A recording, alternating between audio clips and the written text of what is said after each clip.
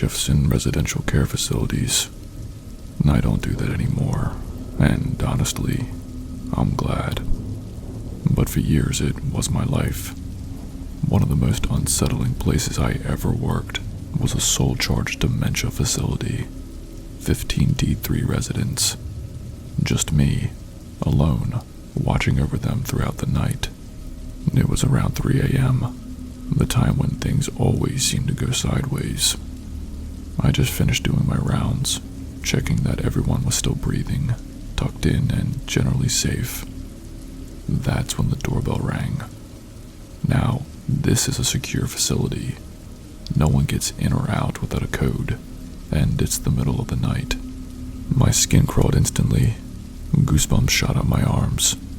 I stood there, frozen for a second, trying to brush it off as nothing. Maybe the wind, a random electrical issue, whatever I thought. But when I checked out the window, there was no one there. I shook it off, figured I was probably just tired. Hallucinations happen on the night shift, right? So I go back to my desk, playing a little card game with one of the residents. A sweet old lady who, bless her, thought every face card was her long-lost husband. 10 minutes later, the bell rings again. This time, my gut clenches. Something's off. I peek out the window again, expecting the same nothing. But this time, I notice a car parked across the street. It's not one I've seen before, and it's just sitting there, idle. I snap a photo on my phone, and just in case. Better safe than sorry, right? I sit back down, trying to ignore the creeping dread. The lady next to me suddenly looks up from her cards and says, "What did the gentleman want, dear? He looked like he had a bad night. Needs a cuppa." I felt a chill straight through my spine. But again, dementia. She's not exactly reliable. I forced a smile and nodded, brushing it off as another random comment. But my nerves were fraying fast. Then, not even 5 minutes later, the bell rings again. Now I'm fully panicking. I don't want to go back to the window, but I know I have to check. As I'm walking down the hall, I pass another resident who's pacing and pretending to paint the walls with an empty paintbrush, one of his little calm activities. As I go by, he stops and says, "Don't answer the door alone. He might hurt you." I just about lost it. My heart was pounding in my throat. I wanted to cry, scream, run, anything. But I had no choice. I'm 23, alone in this place, and responsible for 15 people who wouldn't even understand what was happening if things went south. And of course, it's a weekend, which means my on-call supervisor isn't picking up. She never answers on weekends. Useless. I peer out the window again. Same car, but now there's a shadow moving near the door. And then, someone walks into view and looks directly at me through the window. We lock eyes, and I scream. He bolts, disappearing around the corner. I grab my phone and call the police, shaking so badly I can barely dial it. It's chaos after that. The police show up, lights flashing. My residents are freaked out, wandering in confusion, yelling at the officers, and I'm trying to wrangle them while explaining what happened. Meanwhile, my on-call, she's still AWOL. After what feels like hours, things finally settle down. Cups of tea, some PRN meds for the more restless residents, and by 7 a.m., the day shift arrives, a nurse and a caregiver. I tell them everything, still running on adrenaline. They listen, but it's not until the end that one of them says, "Oh, there was a break-in down the street last night. A woman was attacked in her bed by some guy looking for drugs." My blood runs cold. We had a med cupboard stocked with morphine, fentanyl, and all kinds of stuff. The guy at the door, I'm pretty sure he wasn't lost. He just picked the wrong house. That was it for me. I handed in my notice not long after that. They refused to hire more staff for night shifts, even though it was clearly unsafe. And hey, if they want to risk it, fine. But me, I don't do nights anymore.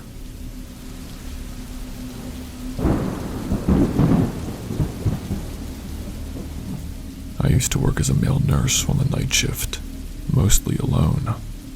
The ward I was assigned to was small, so it was just me, the patients, and the endless paperwork. There was a desk in our room where I did most of my paperwork, and behind me was the ward itself. We had cameras in the corridors, so even if I sat at the desk, I could always keep an eye on things. One night, I was buried in paperwork, just trying to get through the mountain of forms, when I heard footsteps in the corridor behind me. Now, this wasn't exactly unusual. Sometimes patients would wander at night. I did not turn around immediately, figuring it was just one of them stretching their legs or heading to the bathroom. But when I finally did glance up, the corridor was empty. I checked the camera monitor just to be sure, but there was nothing. No movement, no one walking around. Alright, I thought, maybe I'm just tired. It was late, and night shifts tend to mess with your head a bit, so I went back to my paperwork. 10 minutes later, I heard the same footsteps. This time, they sounded clearer, closer. I wasn't about to shrug it off again, so I immediately turned around, expecting to see someone this time. But once again, there was no one there. I checked the camera again. Nothing. And I won't lie, at this point, I was starting to feel uneasy. You know that tight feeling in your chest when something's just not right? Yeah, that. I was trying to shake it off when one of our terminal patients, Mr. Reynolds, called out to me from his bed. I walked over to him, and he looked pretty unsettled. He was in the last stages of terminal illness, so it wasn't unusual for him to be a little bit confused or anxious at night. But then he said something that made my skin crawl. He asked me, "Can you tell the tall, dark figure with the hat on to leave? I can't sleep with them just standing there." Now, I know hallucinations aren't uncommon with patients in his condition, so I tried to brush it off. But given what had just happened with the footsteps, I couldn't shake the eerie feeling.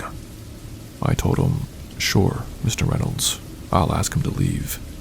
And I was just playing along to comfort him. But then he grabbed my arm, hard, and looked straight into my eyes. His voice was calm, more lucid than I had ever heard him. "I'm going to die tonight," he said. I tried to reassure him, telling him that he wasn't going anywhere just yet. We hadn't even started him on morphine. But his grip tightened, and he just repeated, "Tonight." And I got out of there as quickly as I could, not wanting to feed into his fears. I went back to the desk, but honestly, my nerves were shot at that point.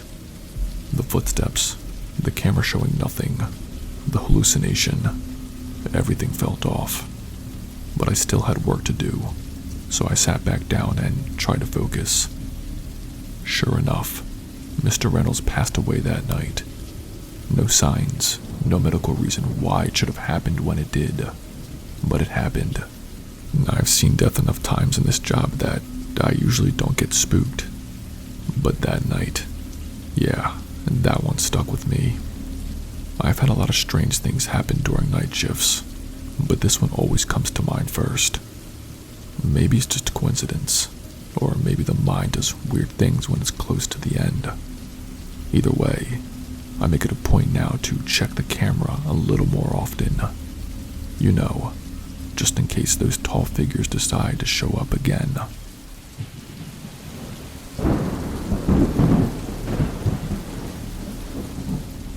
I work at a gas station off a highway in a pretty small town.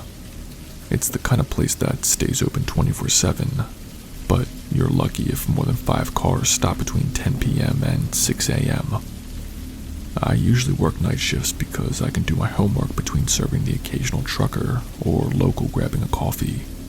One night, in the middle of a snowstorm, this old guy walks in. He did not say much, just nodded at me when I greeted him. He was bundled up in layers, his face red from the cold. He wandered down a few aisles, didn't grab anything, then walked to the bathroom in the back. I figured maybe he was just trying to get warm, or, worst case, doing drugs in there. Either way, I did not care too much. I had homework to finish, and as long as he wasn't causing trouble, it didn't matter.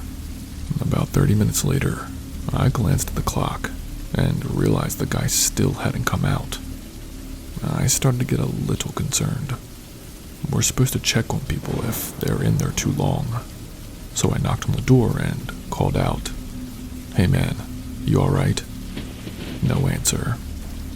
We have a key to open the bathroom from the outside in case of emergencies, so I gave him another heads up and unlocked the door.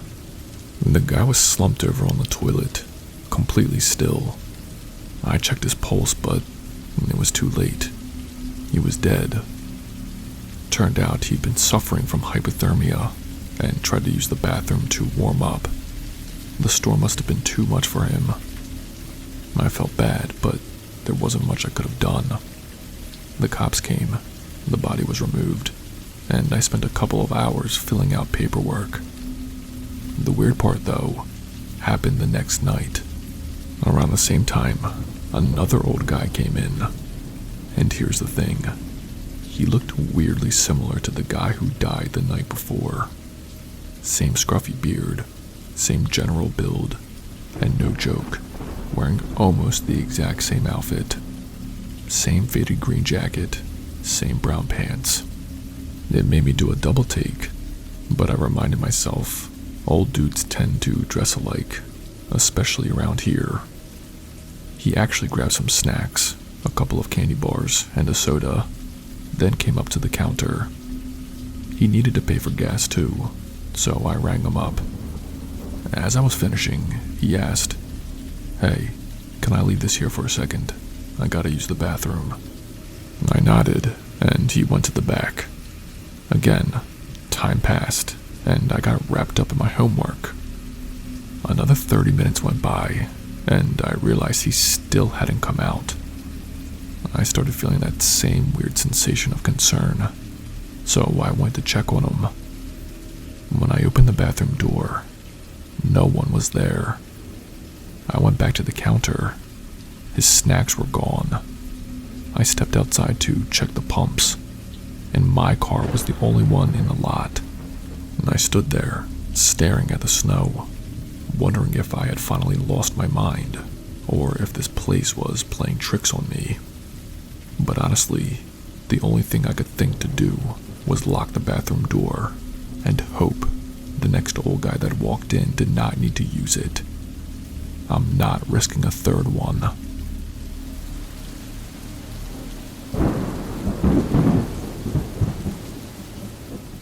This was shortly after I started working at a gas station, maybe 3 months in. I was doing the night shift from 9 p.m. to 5:30 a.m., and around 4:30, this man and woman walked in. I was stocking the fridges in the cooler when I heard the door chime, so I stepped out to greet them. They were standing just inside the entrance, weirdly still and quiet. But then they both smiled at me, kind of wide, almost too wide, and greeted me back. And it was strange, but I've seen all sorts of odd people during these shifts, so I did not think much of it. I walked behind the counter, and they started talking to me about the slushies we had. I was tired and bored at that point in my shift, so I did not mind the small talk. They were an odd pair, though. The woman looked homeless. Rags for clothes, a frayed coat, fingerless gloves, and her hair was a tangled mess, like straw. The man was the opposite, though. Clean, well-dressed, nice shoes, a gold watch, diamond ring, the whole deal. He had neatly trimmed hair and a bit of beard growing in. The contrast was bizarre. but I've seen stranger combinations in this job. They finally got to the counter, and the woman kept shifting around, but still smiling. Just teeth, like she was trying too hard. The man put down 2 slushies, and I rang them up. He reached for his wallet and pulled out a credit card. It declined 9 times. While he was messing with the card reader, I glanced down and suddenly felt sick. His hands were covered in tiny cuts. There were pieces of glass embedded in his skin, and blood was trailing all over his arms, still fresh. I froze for a second, trying to process this. When I looked back up, he was staring at me. Not in a normal way, like in a way that made every hair on my body stand on end. His eyes felt like they were boring straight into me, like he was waiting for me to say or do something wrong. I felt dizzy just thinking about it. But instead of doing anything, he laughed. It was this low, creepy laugh that made my stomach drop. He turned away, telling the woman they didn't have the money for the slushies. She followed him out, whining about not getting them. And then I saw it. Blood on her face too, just under her eye. She turned to look at me before leaving, and I swear she winked. At that moment, I lost it. My heart was pounding, and I was sure I just narrowly escaped something horrible. I ran out the doors to catch the license plate on their car, but they were already gone, speeding down the highway. And I went back inside, checking if they had stolen anything, but instead, I found blood, small droplets scattered around the store. It was disgusting and terrifying. I kept thinking, what if they had just killed someone? What if they had been in some sort of accident or were running from the cops? I couldn't get their faces out of my head. My manager came in while I was still freaking out. He took one look at me and told me not to worry, that he'd handle everything. I have no idea what he did or what happened after that night, but I never saw them again. Still, it's one of those moments that sticks with you. I was convinced I was about to get murdered over some slushies. Lesson learned. If your hands are full of glass and blood, maybe just skip the convenience store run.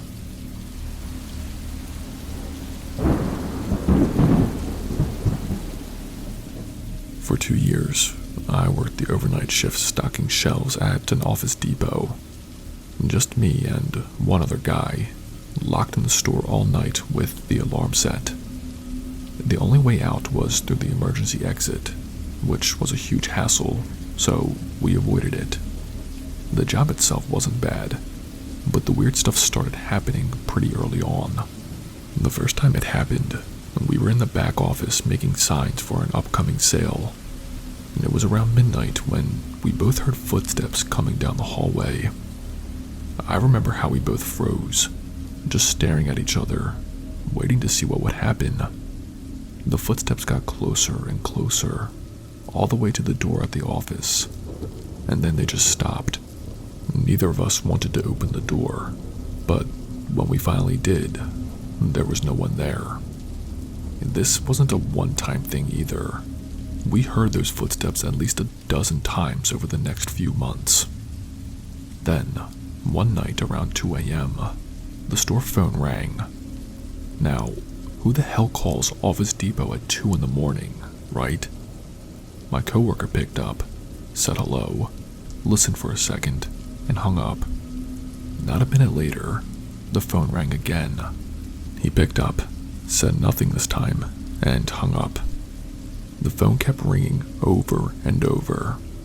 Finally, on the 4th call, he picked it up and yelled, "You have the wrong number. Stop calling." I was curious now, so I asked him what was going on. He said a girl had been calling, crying on the phone. As we were talking, the phone rang again, so we put it on speaker. This girl's voice came through, sobbing. "Why are you ignoring me? Why won't you just talk to me? I leaned over and said, Ma'am, you've got the wrong number. Please stop calling. She hung up. We thought that was the end of it, but nope. The phone rang again. My coworker answered, and I'll never forget what happened next. She was still crying, but this time she screamed, "I'm not crazy," and then hung up. The phone never rang again after that, but it freaked us out. From that point on, things just got worse. We'd see people out of the corner of our eyes, hear voices when no one else was there.